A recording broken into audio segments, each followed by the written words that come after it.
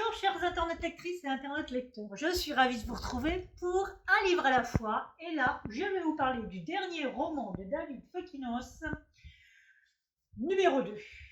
Alors numéro 2, c'est l'histoire du casting d'Harry Potter au départ. En fait ça commence comme ça, c'est-à-dire que pour le rôle d'Harry Potter, Daniel Radcliffe n'était pas tout seul, il y avait un deuxième acteur qui était là, sélectionné aussi, il ne restait plus que 2 en fait, après toute une sélection. Et c'est Daniel Radcliffe qui a été choisi pour faire le rôle d'Harry Potter, avec le succès qu'on connaît bien évidemment entre les films, les livres, etc. Et ce numéro 2, qui s'appelle Martin Hill, eh bien ce numéro 2, qu'est-ce qu'il est devenu? Comment on peut continuer à vivre quand on sait qu'on est passé à côté du succès? Quand on est numéro 2, quand on a vécu un échec quelque part, c'est un échec?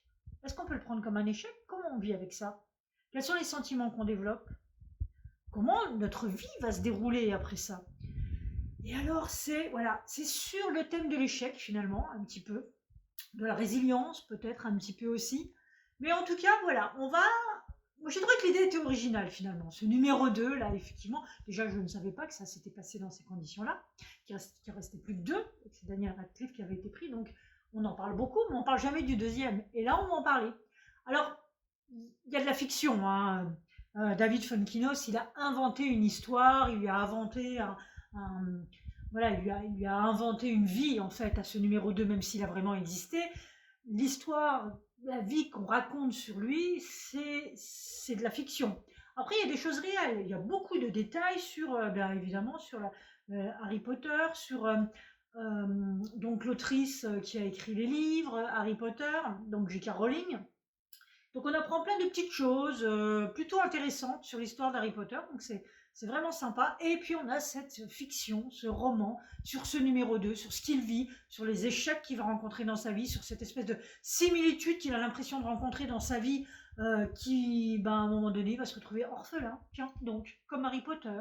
Enfin voilà, il va vivre des choses un peu difficiles, il va toujours vivre sur cet échec, sur une espèce de dépression, en déprime constamment en fait vis-à-vis de cet échec. Donc voilà, c'est assez intéressant, c'est une histoire quoi. Alors après, je dirais qu'on a quand même fait, moi j'ai vite fait le tour finalement de cette histoire de numéro 2.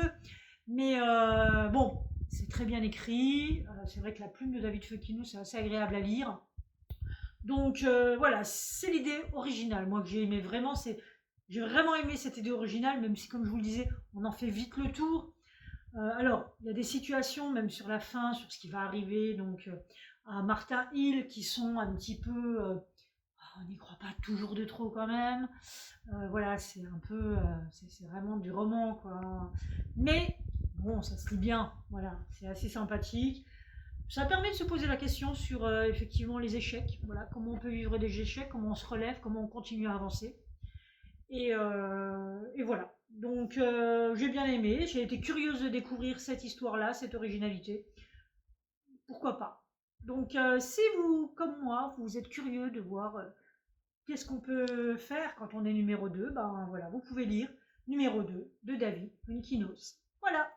Donc pour un livre à la fois, c'est fini. On se retrouve pour une prochaine fois. Et puis en attendant, je vous dis à bientôt. Ciao!